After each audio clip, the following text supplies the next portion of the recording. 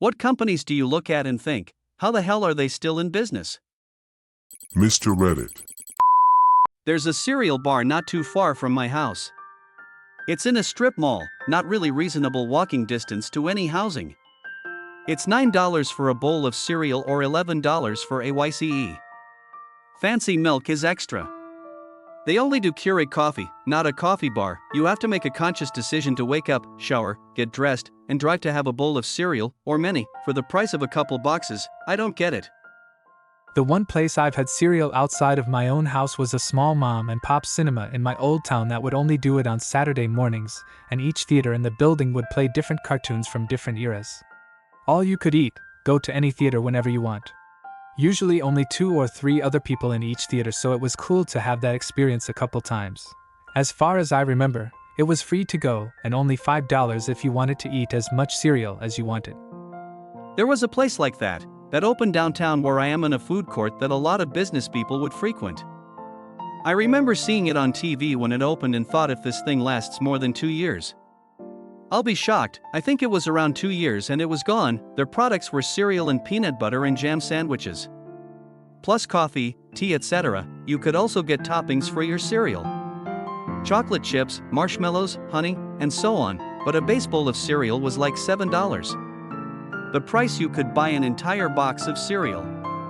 Oh yeah, and there was a literal grocery store a 2-minute walk from it. WTF would you spend $7 on a bowl of cereal when you could get a box and some milk for the same price? What a stupid idea. That guy must be at home wondering how he is going to pay off the loans he took out and just saying, why didn't it work? Why didn't it work? There's a bingo supply store in Marquette, Michigan in the Upper Peninsula that we were all convinced was a drug front in college.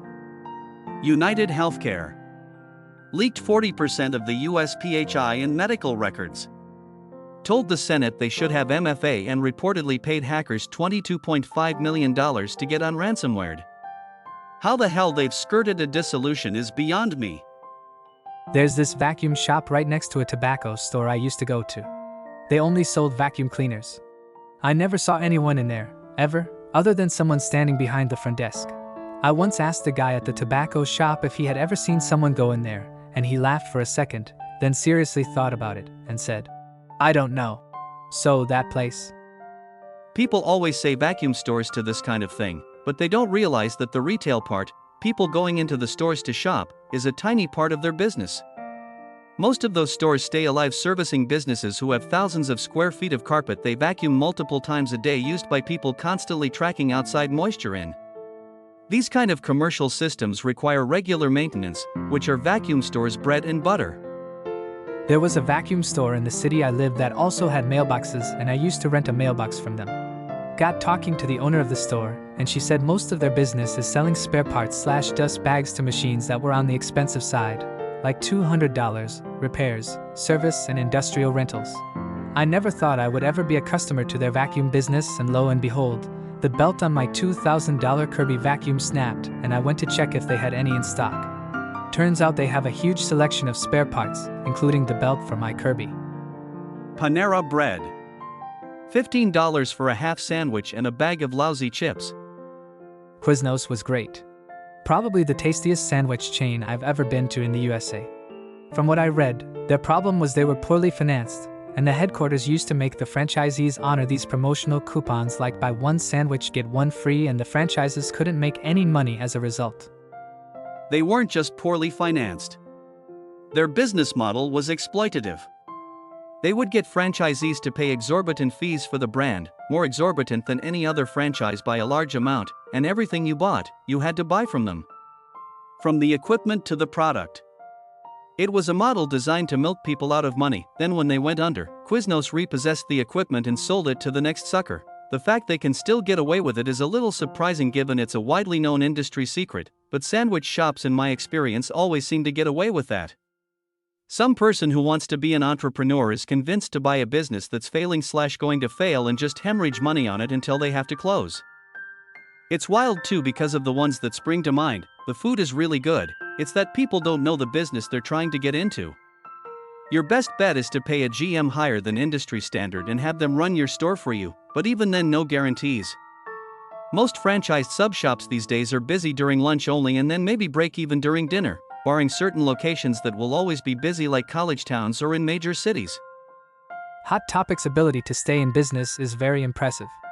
They've done a fantastic job at adapting to the fringes of pop culture. Posh soap shops in resort areas. I live near an area like that, and I never see people walking in or out. And seriously, how many bars of soap do you need to sell just to make rent, let alone pay the staff? I've heard places like this called vanity stores, some woman with a rich husband who will finance her boutique store that's basically a way for her to get out of the house and sell a couple of things to her other rich friends. Store stays in the red till she gets bored with it and does something else. I saw a VCR repair shop still open a couple days ago. There's a computer repair shop near me that has a really old sign that includes microwave ovens on the list. When I went there for my own personal business, I asked the guy, "So, who fixes those?" And he told me that commercial units and those under-the-counter machines are indeed worth enough to be repaired when they malfunction. Come to think of it, I've never seen a malfunctioned microwave. But it makes me think, why do I have a different microwave than I did 10 years ago? What happened to the other one? I don't remember replacing it. When I went to clean out my mom's house after she passed away, she was using the same dial-only microwave we had from when I was a little kid. There's a picture of her receiving it as a Christmas gift in like 1988. Near it was a brand new in-the-box microwave that she never used. I'm fairly certain that I'm the last guy sending a CRT monitor to the local electronics repair shop. It's for a CNC mill. The mill is from 1997, and aside from its monitor having been repaired multiple times, still does everything asked of it. It would cost $80,000 to replace, so every time the monitor breaks, the backup, bought on eBay 15 years ago, comes out and the original goes to the repair shop. We send it to him because he's in his 60s, old enough that he actually knows how to repair a CRT. How edible arrangements survived the pandemic is beyond me. I actually spoke to a local edible arrangements franchise owner for a work assignment thingy, and he said that the pandemic nearly tripled his business and earned him enough money to go on and build his own independent company. He said that his store hired a bunch of delivery drivers and ran cheap specials on small items, so he got lots of people sending their friends and loved ones a little $10 treat here and there as a pick-me-up. They also started making veggie trays when the grocery store supply chains were running low. We got one a couple years ago. It arrived unexpected, a gift to a relative who was 93 from her friend also 93. They went to elementary school together and have been close ever since. It was huge.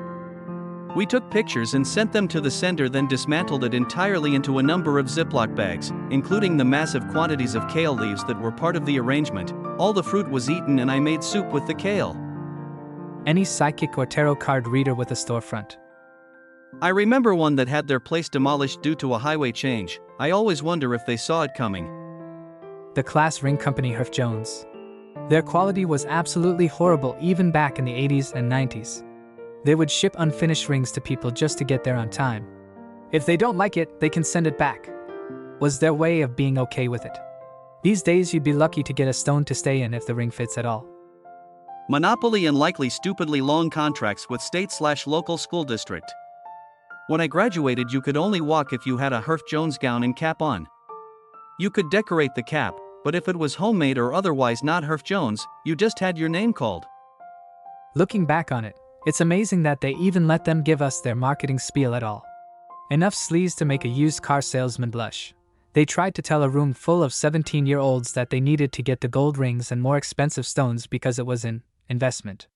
Then went for the "You don't want to be 28 and be the only one at your reunion without your Herff on." Maybe not a company, but I wonder how all these "I'm a major studio and made my own streaming service and spend hundreds of millions of dollars on content that is only being released there" are still around. Like, the bubble should have popped 2 years ago, but somehow they're still betting and losing on being the next big thing. The reason is that they are losing money. Netflix makes a profit because they were the first in the game and are the most ubiquitous. And I believe Hulu/Disney just posted their first ever profitable quarter. Prior to that, they, along with the Paramounts, Apple, Peacocks, Prime, etc., were hemorrhaging money. At the end of the streaming wars days, there's probably room for 2, maybe 3, of these companies to be left and be profitable. So you have all of these companies jumping in the pool and hoping that they can outlast the others as they all bleed and that they will be one of the 2 to 3 that end up making money. In the short term, it would have been far, far better for Paramount to just sell the Star Trek licensing rights to Netflix or Hulu. But they are prey by making their own service and keeping it that it pays off in the long term. How many workers have thought this about every company they've ever worked for? Hart's Pet Products. My GF is a vet tech and owns a dog grooming business. I hang out there and sometimes help out. I have seen so many animals affected by these products. The worst culprit is the flea collar. So many animals have adverse reactions to these collars. I've seen everything from hair falling out to massive skin reactions. My GF always tell every customer to avoid all Hart's products. The problem is that they are cheap and readily available at most stores. Considering the small sample size of my GF's business on the whole pet market, I cannot conceive how this company is still in business after all these years. My high school GF used one of their cat flea topicals on her cat and the cat almost died. Had to be rushed to the emergency vet. I was like 17 and called the company about it, and the representative sounded like they were fake surprised because we've never heard of this happening before. Shooed them the fuck out, and they ended up reimbursing my ex for the vet bills. Unfortunately, that was not the only cat I knew that had life-threatening side effects. One of 2 of the ones I'd known that died was because their dog treatment was used on the cat. I'm in Ann Arbor, Michigan, and a local furniture store company, Tyner Furniture, has this giant store and parking lot. The parking lot could fit hundreds of cars, but I only ever see 2 or 3 cars when I pass by. And I pass by a lot. I mean, I guess people aren't going often, but I do question it. Hey neighbor. I have also had the same question about that place. The answer is this: furniture stores don't need, nor do they get much foot traffic day to day. Their inventory is durable, non-spoiling, and high margin, so it doesn't take much movement to sustain a store. However, the reason for the huge lot is because parking laws typically dictate the size of a parking lot be proportional to the size of a business square footage. Since furniture takes up a lot of space, the store is large, hence huge 95% empty lot. Unfortunately, the proportion is based on an extrapolation of a guess, and is widely oversized for the vast majority of stores. This is one reason why a lot of suburban strip malls are stuck in a parking lot hell, with huge mandated lots stretching into infinity. There's a place like that in the town I used to live in. Drive by 30 minutes before they open some morning, you'll almost certainly see a bunch of box trucks loading up for the day's deliveries. I've never seen less than 3, and this is in a city with less than 20,000 people. No clue who's buying so much, but they're always busy. My dad got a chair from them and it took 8 business days to get it delivered, which was their soonest appointment. When I was married, we went to look for furniture at Tyner. We asked for a deal on a sectional. They laughed and said no. My ex was like, there is no one in the parking lot, and you won't give me a deal. After some back and forth, turns out, most of Tyner's business is U of M and interior designers. They don't actually need to sell items to regular customers. I'm guessing they own the lot, and the building profit margins in furniture retailing are very low, like 3 to 6%, but if they own the lot, then they just need to cover utilities, tax, and an employee or 2, and the property is likely appreciating in value considerably, so their profit is largely based on just owning the land. Pretty much any third-party antivirus company like Norton, McAfee, etc. Mom was asking me what AV I used. I used the basic Windows Defender that comes with W10 as my core defense because Microsoft has gotten really good at it. I still have some backup AVs, Avast, AVG, and other programs like Spybot to round out my computer, but that's really it. She wanted to purchase McAfee. McAfee might as well be malware and bloatware at this point. It attempts to replace your browser and place tracking shit on your computer and basically requires a professional to remove it if you want to uninstall, while being an underwhelming AV to boot, while costing like $100 to purchase. Oh my god, my dad put McAfee on his computer.